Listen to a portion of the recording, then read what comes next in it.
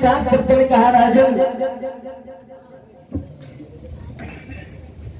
राजन, एक वर्ष में तेरे पास में एक रात के लिए आया करूंगी। मैं सत्य कहकर के जा रही हूं, तू अपने घर चला जा। इतनी कहकर के उर्वशी चली गई।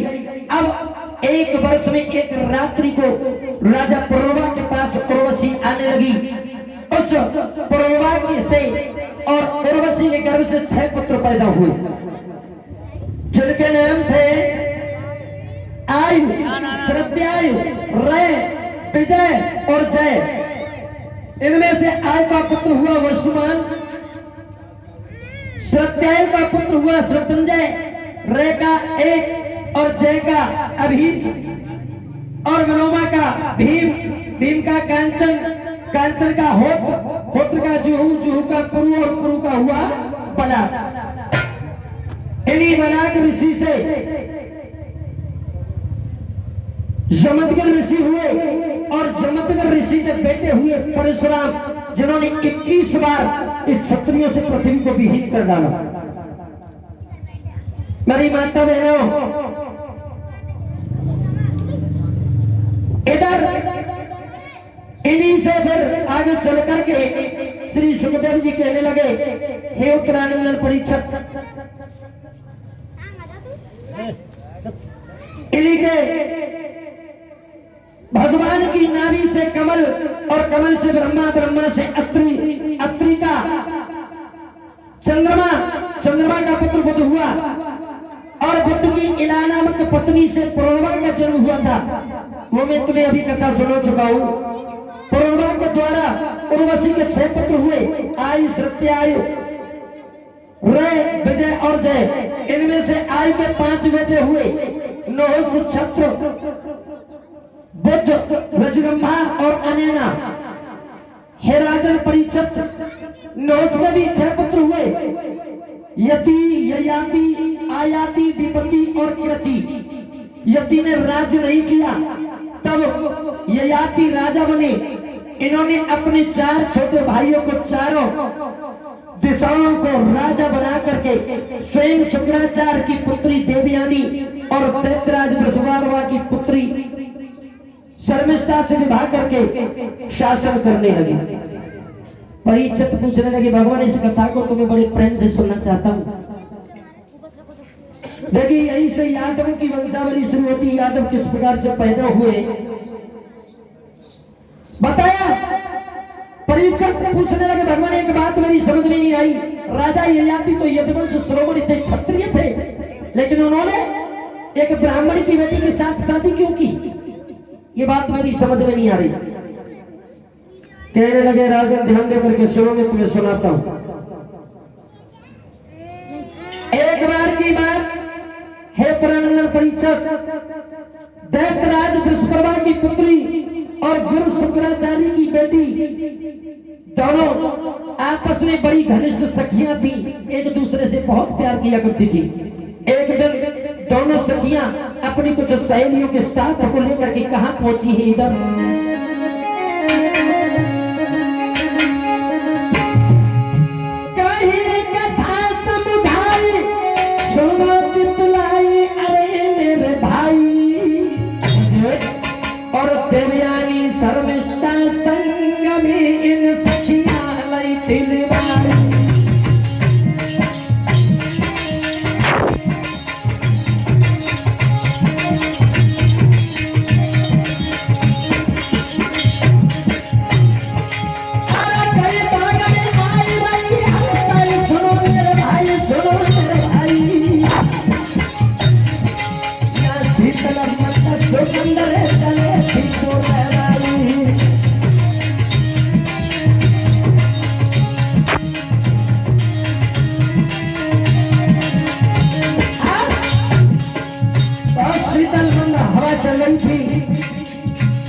लड़कियों को साथ लेकर के ये लड़कियां उस बगीचे में एक सरोवर था, अपने अपने कपड़े उतार करके पार पर रख दिए, कूद कूद करके और जल में नहाने लगी। कैसे?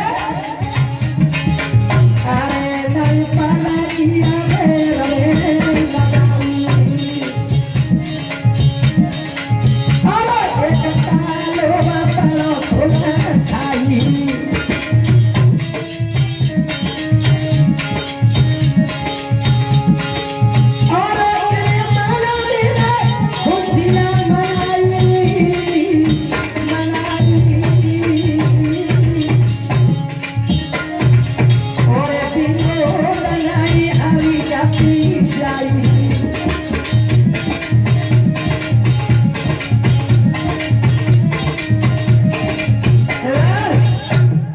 बड़ी खुश है लड़कियां, अपने अपने कपड़े उतार करके पैर पर रख दिए और जल में कूद गई।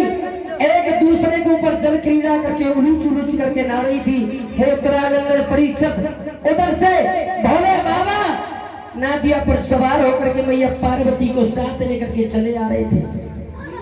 और जैसे ही लड़कियों ने भोले बाबा को देखा, एकदम तेज से सरोवर से निकल करके दौड़ी, भागी और अपने अपने कपड़ों को एक दूसरे उन्होंने पहन लिया। लेकिन इधर जो राजा बृहस्पति की बेटी थी शर्मिष्ठा, उसने तो ब्राह्मण की पुत्री देवयानी के कपड़े पहन लिए और देवयानी के कपड़े राजा की लड़की ने पहन लिए।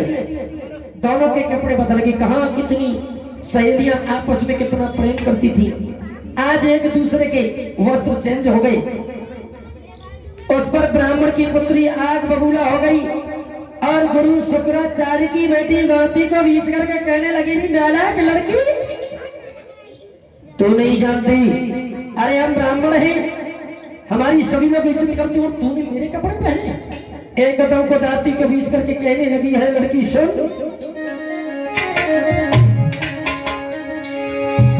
अरे देखे कैसी बनी मतवारी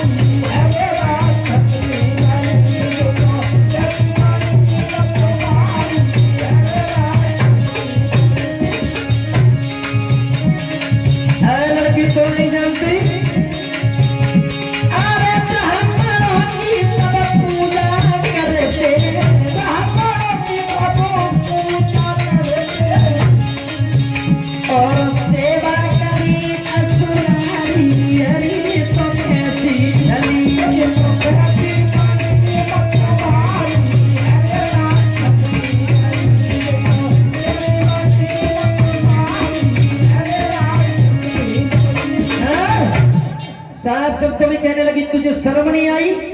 अरे तू एक राक्षस की बेटी है, तूने ब्राह्मण की बेटी के कपड़े पहन लिए, तुझे नहीं छोड़ूंगी।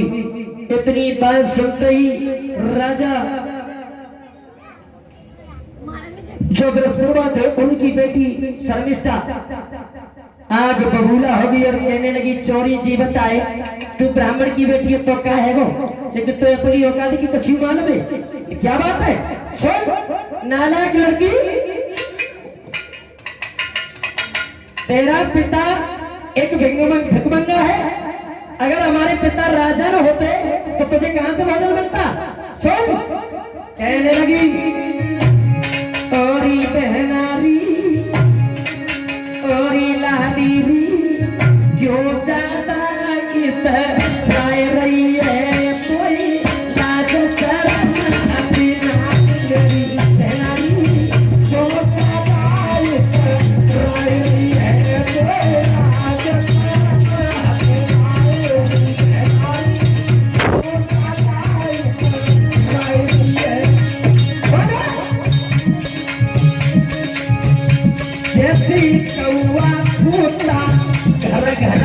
जैसे कौआ पोता घर घर के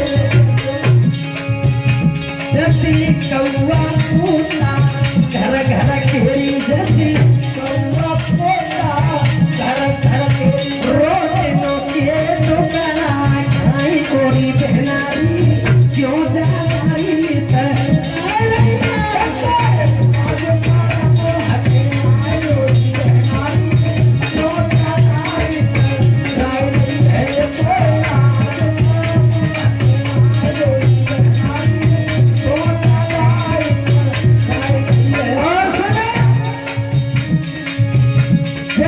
बबलो तेरा बबलो हमारे दरबारे चलो बबलो हमारे दरबारे तेरा पिता हमारे भी दरबारे तेरा पिता हमारे दरबारे तेरा पिता हमारे दरबारे सुने रोटी नो केरी तो करा खाई ओरी बहनारी क्यों ज्यादा तू राय रही है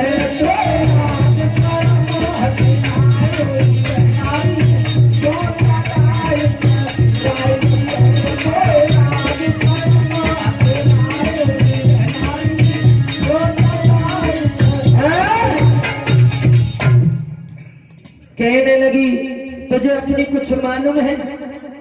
इतना कह करके राजा बृहस्पति की लड़की उस ब्राह्मण की पुत्री पर टूट पड़ी। उसने उसके वस्त्रों को फाड़ दिया और फाड़ करके एक कुएं में ढकेल दिया। बोलिए गोविंद भगवान की। ढकेल करके अपने घर वापस आ गई। उधर में यदुवंशी श्रोमण राजा ययाति जंगल में शिकार खेलने के लिए आगे अपने घोड़े को लेकर के दौड़ाते हुए घोड़े को काफी देर हो गई। उन्हें प्यास लगी। उसी कुएं के पास पहुंच गए। जाकर के डोल कुएं में डाल दिया। देवयानी नग्न अवस्था में पड़ी थी। उन्होंने जाकर के उस डोल को पकड़ लिया। खींचते ही आती लेकिन डोल नहीं खिंच रहा। कहने लगे अरे कौन है भाई, तू हमारे डोल को क्यों नहीं छोड़ रहा। देवयानी आवाज लगाने लगी नीचे से, महाराज मैं एक अस्थाई अबला स्त्री हूँ, नग्न अवस्था में कुएं में पड़ी हुई हूँ। अपने पीताम्बर को मुझे दे दो ताकि मैं ऊपर को तुम्हारे पास निकल करके आ जाऊं। राजा ययाति ने अपने पीताम्बर को कुएं में डाल दिया। उसने पीताम्बर को लपेटा अपने अंग से। कहीं महाराज मुझे निकालो। ऊपर को निकाला। राजा ययाति ने हाथ पकड़ करके जैसे उसे ऊपर को उठाया। देवयानी कहने लगी हाथ जोड़ करके, महाराज सुनिए क्या बात है। हम हिंदुस्तानी लड़की हैं, पहले तो अपना हाथ किसी के हाथ में देती नहीं है, और जब किसी के हाथ में अपना हाथ दे देती है तो उसी दिन से उसे अपना पति मान लेती है। राजा ययाति कहने लगे देखो देवी, मैं आपको नहीं जानता,